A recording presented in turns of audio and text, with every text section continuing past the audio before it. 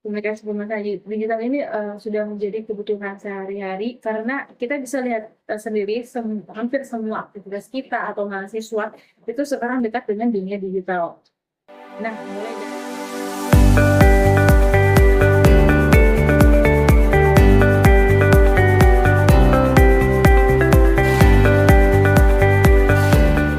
Assalamualaikum warahmatullahi wabarakatuh.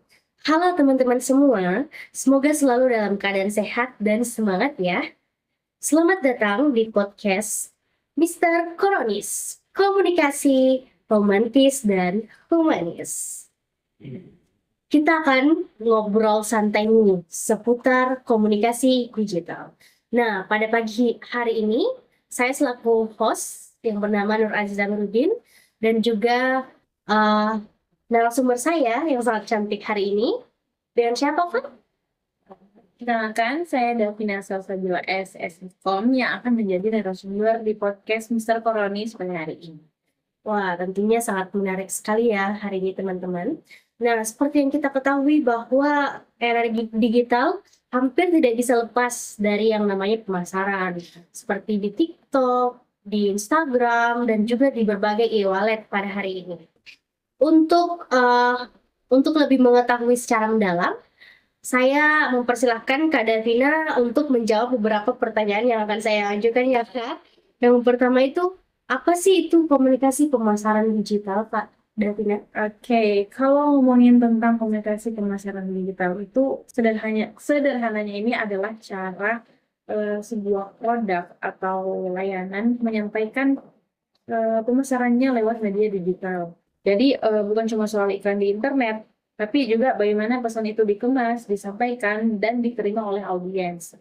Nah, mulai dari media sosial, aplikasi, website, sampai notifikasi di smartphone itu semua menjadi bagian dari komunikasi pemasaran digital.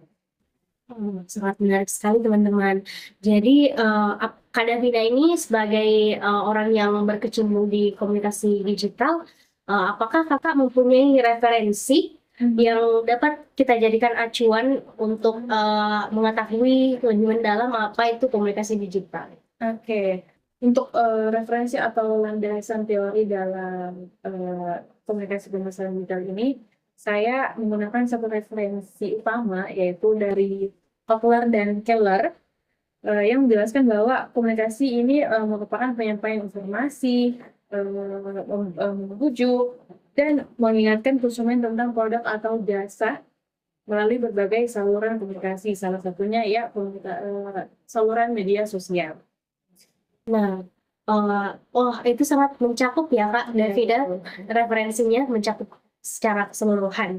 Nah selanjutnya, sejauh mana sih komunikasi digital ini dianggap penting? Kayak sejauh mana pentingnya komunikasi digital ini terhadap generasi muda? Oke, kalau ditanya soal sejauh mana pentingnya komunikasi pemasaran digital, menurut saya sendiri ini sudah menjadi pilihan. Komunikasi pemasaran digital ini sudah menjadi kebutuhan sehari-hari karena kita bisa lihat sendiri hampir semua aktivitas kita atau mahasiswa itu sekarang dekat dengan dunia digital. Nah, mulai dari bangun tidur sampai mau tidur itu mereka sangat dekat dengan dunia digital, yaitu memegang handphone hampir mulai dari pagi sampai malam sampai berakhirnya aktivitas mereka dalam seharian itu. Nah, di situ komunikasi pemasaran digital punya peran yang besar karena perannya ini hadir di ruang yang memang sering kita akses.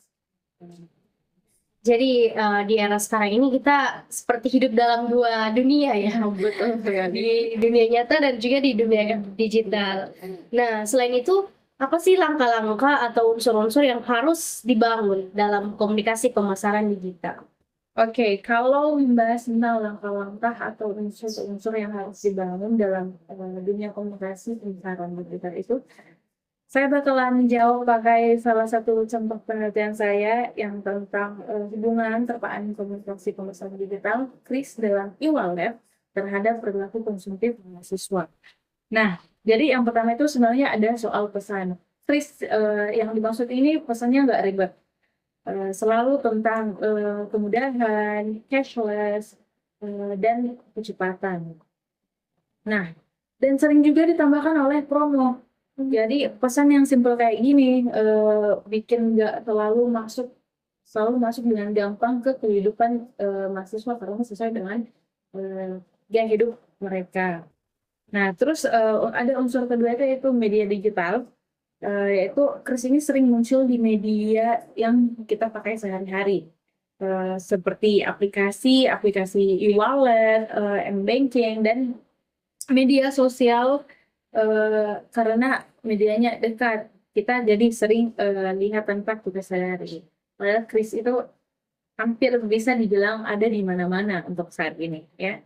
Nah, dan yang ketiga itu ada yang penting banget di penelitian saya, itu terpaan komunikasi. Maksudnya seberapa sering kita terpapar sama pesan yang ada pada dalam kris itu.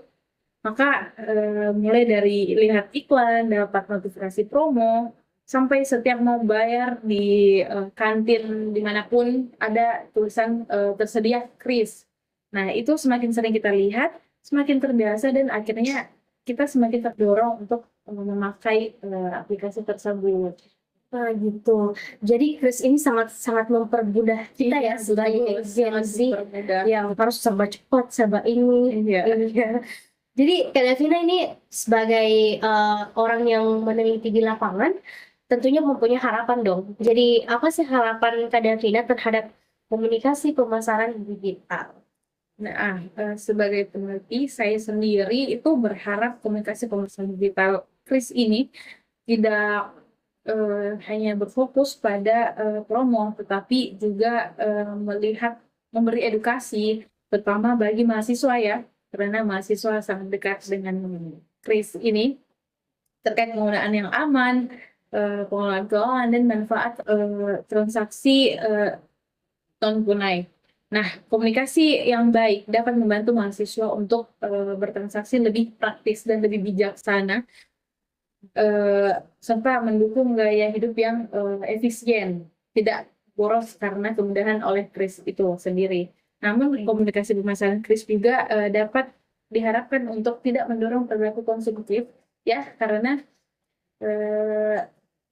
hasil penelitian saya kemarin itu hubungan antara perilaku konsumtif itu bisa juga dipengaruhi oleh kris, kemudahan kris. Nah, kan orang bilang kalau penelitian umumnya itu kris itu mudah. Nah, justru saking mudahnya, kemudahan ini itu mendorong perilaku konsumtif itu karena mudah gitu. Jadi orang kayak terlalu gampang untuk mengeluarkan, jadinya boros gitu. Inilah disebut perilaku konsumtif. Jadi Gen Z itu pada jebol kantongnya.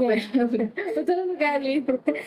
Oke, teman-teman semua. Jadi dari pembahasan hari ini kita dapat menarik sebuah kesimpulan bahwa melihat komunikasi pemasaran digital ini bukan hanya sekedar menjual produk, tetapi bagaimana membangun hubungan kepercayaan dan menghindari komunikasi yang konsumtif itu Ya. tadi. Gitu.